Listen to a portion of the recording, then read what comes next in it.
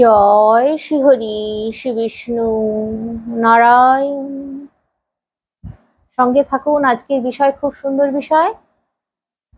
অনেকে আমাকে প্রশ্ন করেছেন অনেক বিষয়ে জানার জন্য,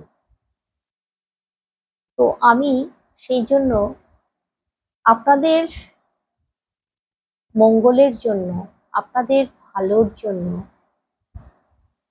এই প্রশ্নের উত্তরগুলো অবশ্যই দেব এই ভিডিওটার মাধ্যমে। আপনারা সঙ্গে থাকুন পুরো ভিডিওটায়। আশা করছি আপনারা অনেক কিছু জানতে পারবেন, বুঝতে পারবেন, উপকৃত হতে পারবেন এই ভিডিওর মাধ্যমে। যারা আমাকে প্রশ্ন করেছেন তাদের জানাই অসংখ্য ধন্যবাদ। দেখুন, সত্যি মনের মধ্যে এই প্রশ্নগুলো আসে, জানার আগ্রহ তখন বেড়ে যায়। আর সত্যি কথা বলতে গেলে কি, এই যে জিনিসগুলো, এই যে প্রশ্নগুলো, এই প্রশ্নের উত্তরগুলো জানলে গৃহে সুখ শান্তি বজায় থাকে, অমঙ্গল আসে না। আমি আপনাদেরকে একটা একটা করে প্রশ্ন বলবো, উত্তর বলবো। সঙ্গে থাকুন তাহলে। আর আপনারা যেভাবে আমাকে কমেন্ট করছেন, প্রশ্ন করছেন, অথবা আমি দেখেছি এমন মানুষ আছেন যাদের হয়তো কোনো প্রশ্ন নেই, তারা ভগবানের নাম লিখছেন, আমি ভীষণ আনন্দ পাই, আমি প্রেরণা পাই আপনাদের দ্বারায়, আপনাদের কমেন্টের মাধ্যমে আমি সত্যি বলছি প্রেরণা পাই। আপনাদেরকে আরো ভালো ভালো তথ্য দেবার চেষ্টা করে যাচ্ছি, তাই সঙ্গে থাকুন। প্রথমেই যে কথাটা বলবো, যে প্রথম প্রশ্নটা আমাকে অন্তত একের অধিক 4-5 জন করেছেন। ভগবান শ্রীকৃষ্ণ এবং নারায়ণকে কি একই আসনে রাখা যাবে, একই আসনে বসানো যাবে, বসিয়ে পুজো করা যাবে? কোনো ক্ষতি হবে না তো? দেখুন, নারায়ণের অষ্টম অবতার হচ্ছেন শ্রীকৃষ্ণ ভগবান। তাই নারায়ণ আর শ্রীকৃষ্ণকে একই আসনে আপনারা বসিয়ে পুজো করতে পারেন, কোনো অসুবিধা নেই, দুইয়ে কোনো তফাৎ নেই, আপনারা করুন। এরপর যে প্রশ্নটা, সেটা হচ্ছে ভাঙা মূর্তি কি পুজো করা যায়? তাহলে কি করব? দেখুন, ভাঙা মূর্তি, চটা ওঠা বা ফেটে গেছে, এরকম মূর্তি পুজো করা উচিত নয়, ঠিক নয়। এরকম মূর্তি যদি বাড়িতে থাকে, অবশ্যই হেথা সেথা নয়, নদীর জলে বিসর্জন করে দিতে হবে। এটা আপনাদেরকে কষ্ট করে করতে হবে। আবার ওই একই মূর্তি, যে মূর্তি ভেঙে গেছে বা শিবলিঙ্গ যদি কখনো এরকম হয়ে যায়, তাহলে সেই মূর্তি বা শিবলিঙ্গ আপনারা স্থাপন করবেন, ওই একই স্থানে প্রতিষ্ঠা করবেন। এরকম করবেন না যেন ওই স্থান ফাঁকা রেখে দেবেন না, এটা করলে কিন্তু অপরাধ করা হয়ে যাবে। এরপর যে প্রশ্নটা, অশৌচ হলে, কেউ মারা গেলে বাড়ির, তাহলে তো অসহজ হয়ে যায়। সেই সময় পুজো বন্ধ রাখলে কি ক্ষতি হয়? এই ক্ষেত্রে আমি বলবো আপনাদেরকে, যাদের বাড়িতে বিগ্রহ আছে, বিশেষ করে মানে মূর্তি, তারা কখনোই মূর্তি বা বিগ্রহ পুজো বিনা রাখবেন না। চেষ্টা করবেন অন্ততপক্ষে পাড়া প্রতিবেশী কাউকে দিয়ে অন্তত জল বাতাসা দেবার ব্যবস্থা করে দেবেন। নিজেরা ছোবেন না, নিজেরা দেবতাদের সামনে যেতে নেই। দেবতাদের মূর্তি, পিকচার কোনো কিছুই, ঠাকুরের স্থান, ঠাকুরের কোনো জিনিস ছুঁতে নেই। কোনো জিনিস, শঙ্খ ছুঁতে নেই। অশৌচ, মরা অশৌচ চলাকালীন। আর শুভ অশৌচ হলে, মানে কোনো সন্তান জন্মগ্রহণ করলে পরিবারে, সেটা শুভ অশৌচ হয়। শুভ অশৌচে আপনারা নখ কাটা পর্যন্ত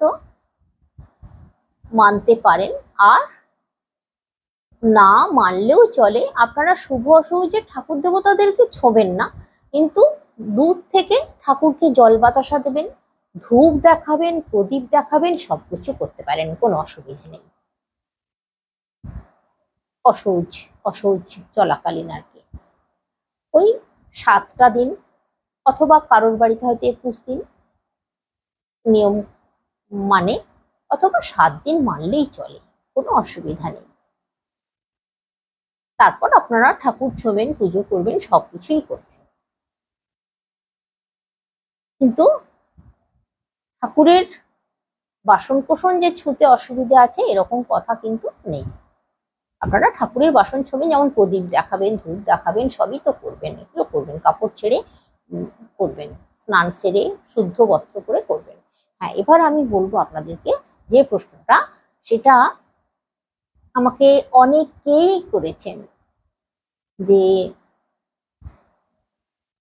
স্নান বিনা, মানে স্নান ছাড়া সকালে কাপড় ছেড়ে ঠাকুরকে পুজো করা যাবে?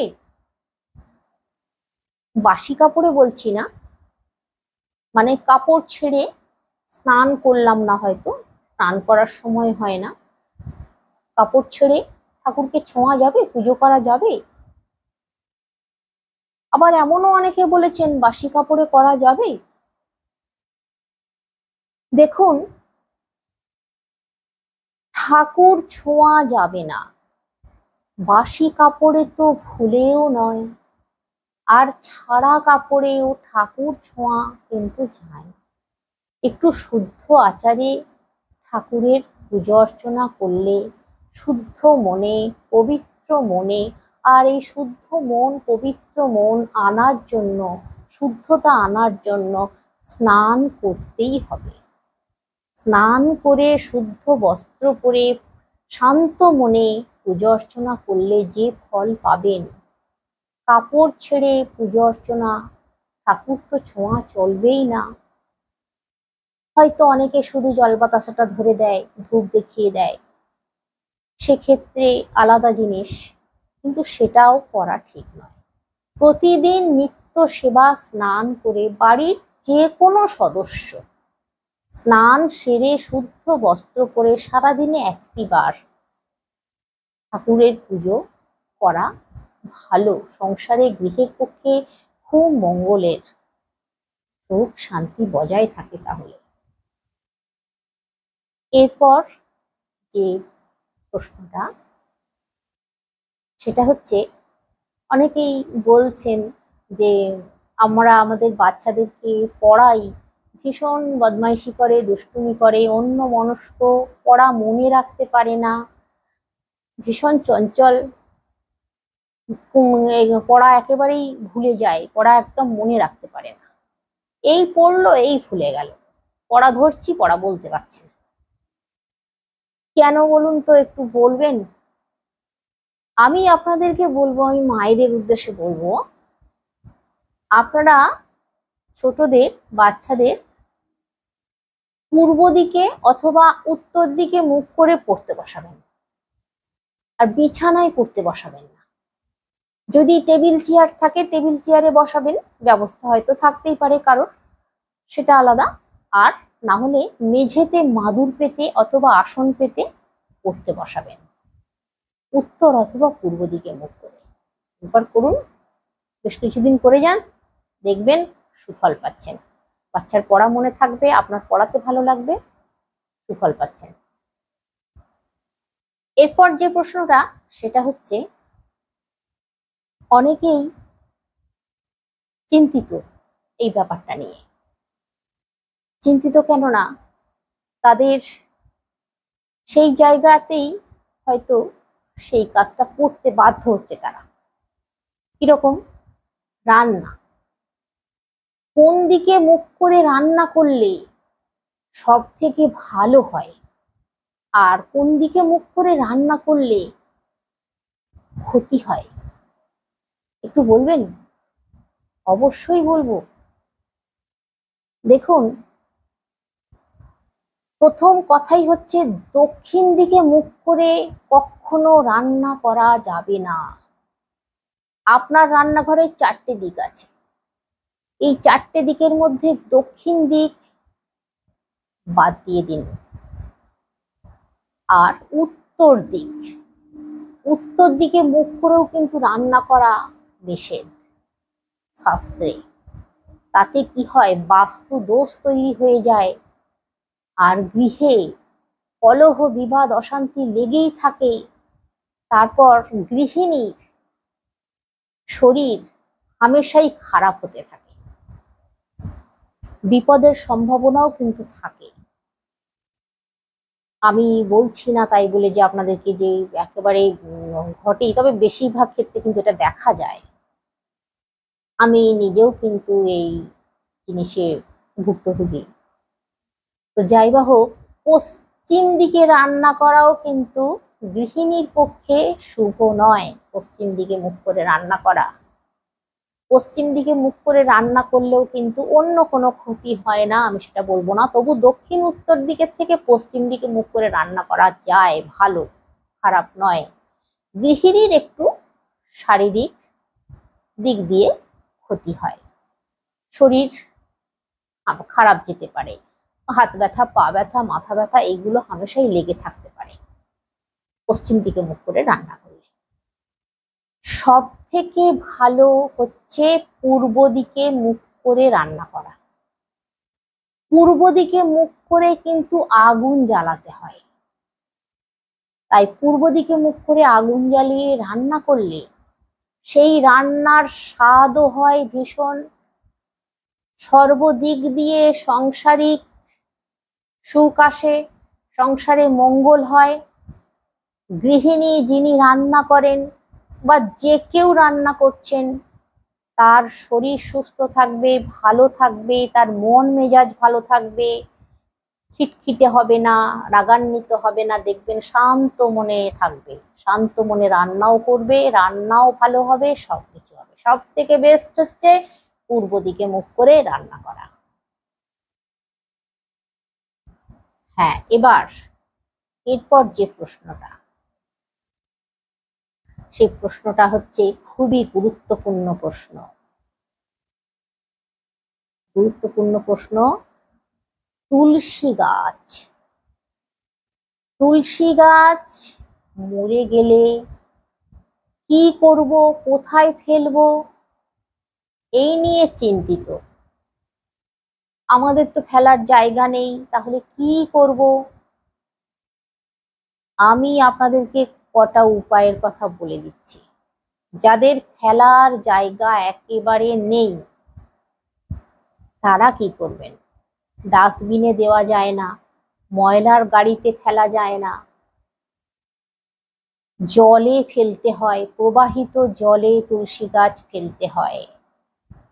কিন্তু তুলসী গাছ যাদের ফেলার জায়গা নেই, তারা ওই তুলসী গাছকে ছোট্ট ছোট্ট করে তুলসী গাছের কাঠ কেটে নিন, নিয়ে রেখে দিন।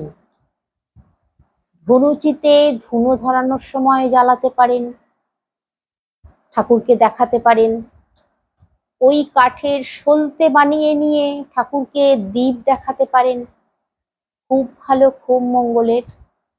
যাদের বাড়িতে অনেক তুলসী গাছ আছে, মরে গেছে, তারা করবেন কি, ওই তুলসী গাছের কাঠ জ্বালিয়ে ভগবানকে ভোগ নিবেদন করতে পারেন, পায়েস রান্না করে দিতে পারেন।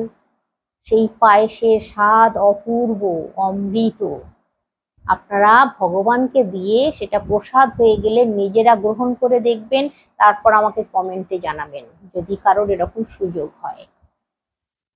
তো আপনারা এইভাবে তুলসী গাছ করতে পারেন। এরপর যেটা বলবো সেটা হচ্ছে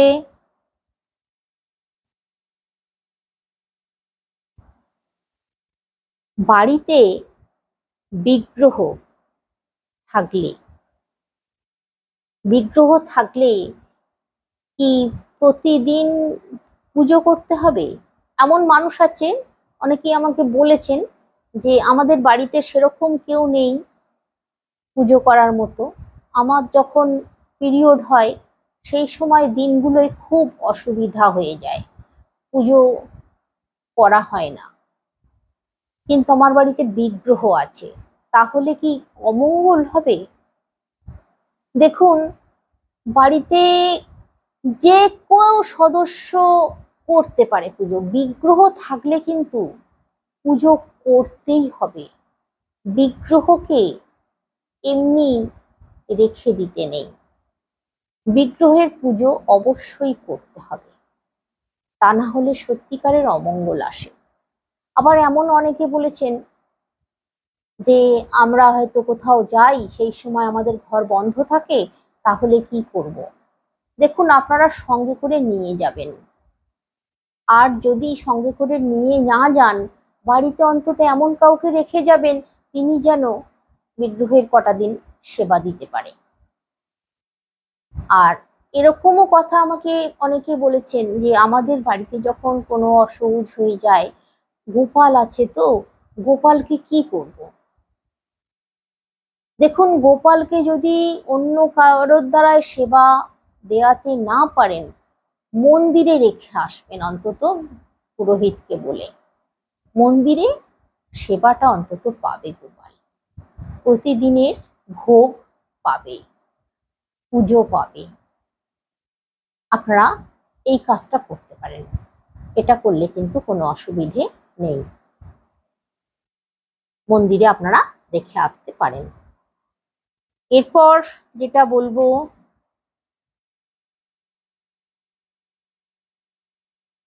হ্যাঁ, একাদশীর দিন চাল কাউকে দেওয়া যায়? দিতে আছে? একাদশীর দিন তুলসী পাতা তুলতে আছে? একাদশীর দিন তুলসী গাছে জল দিতে আছে? এই প্রশ্ন কিন্তু হামেশাই আসে। তো প্রথম যেটা বলবো, একাদশীর দিন চাল কাউকে দেবেন না। কোনো ভিক্ষুকও যদি আপনার বাড়িতে আসে, তাকে কিছু পয়সা দিন, টাকা দিন, কিন্তু চালটা দেবেন না একাদশীর দিন। একাদশীর দিন তুলসী গাছে জল দেবেন না। একাদশীর দিন মাতা তুলসী রানী সম্পূর্ণ উপবাস রাখেন নারায়ণের জন্য, হরির জন্য। তাই একাদশীর দিন তুলসী গাছে জল অর্পণ করবেন না, মহা পাপ হয়ে যাবে। তাহলে তুলসী গাছে জল দেয়া মানে তার ব্রত ভঙ্গ করা। তাই একাদশীর দিন ভুলেও তুলসী গাছে জল দেবেন না। একাদশীর দিন তুলসী পাতা তুলবেনও না, ছিঁড়বেনও না, ভুলেও না। আর অনেকেই এটাও বলেন যে নারায়ণকে তাহলে তুলসী পাতা দেবো কি করে? দেখুন, আগে তুলে রাখবেন তুলসী পাতা নারায়ণকে দেওয়ার জন্য। আর যদি বাজার থেকে কিনে নিয়ে আসেন, সেই রকম তুলসী পাতা আপনারা দিতে পারেন, কোনো অসুবিধে নেই। আর না তো আগে তুলে রাখবেন। তুলসী পাতা বাসি হয় না, তুলসী পাতা আপনি তুলে রাখতেই পারেন। এরপর যে প্রশ্নটা সেটা হচ্ছে, মহাদেবকে বাড়িতে শিবলিঙ্গ থাকলে কি প্রতিদিন স্নান করাতে হবে? হ্যাঁ, বাড়িতে শিবলিঙ্গ থাকলে প্রতিদিন শিবলিঙ্গে জল অর্পণ করতেই হবে। গঙ্গা জল যদি দিয়ে অর্পণ করতে পারেন তাহলে খুব ভালো হয়, আর গঙ্গা জল যদি না থাকে তাহলে বাড়ির শুদ্ধ জল অর্পণ করুন, মহাদেবকে অভিষেক করান প্রতিদিন। অভিষেক করানোর পর জল ঝাড়িয়ে আবার রেখে দিন সুন্দর করে, বেলপাতা চাপিয়ে দিন, ফুল চাপিয়ে দিন। কোন দিকে মুখ করে শিবের পুজো করলে ভালো? আপনারা মন্দিরেই করুন আর বাড়িতেই করুন, উত্তর দিকে মুখ করে শিবের পুজো করলে সব থেকে ভালো ফল পাওয়া যায়। আর তার পরিবর্তে পূর্ব দিকে আপনারা মুখ করে করতেই পারেন, কোনো অসুবিধা নেই। তো আজকে আসছি, আগামী দিনে আপনাদের যদি আরো কিছু প্রশ্ন থাকে অবশ্যই করুন, আমি ভিডিওর মাধ্যমে আপনাদেরকে প্রত্যেকেই জানতে পারবেন, তাহলে ভিডিওর মাধ্যমে দিয়ে দিলে প্রত্যেকেরই জানা হয়ে যাবে, আমি বলে দেব। তাহলে আজকে আসছি, সকলে অনেক অনেক সুস্থ থাকুন, অনেক অনেক ভালো থাকুন।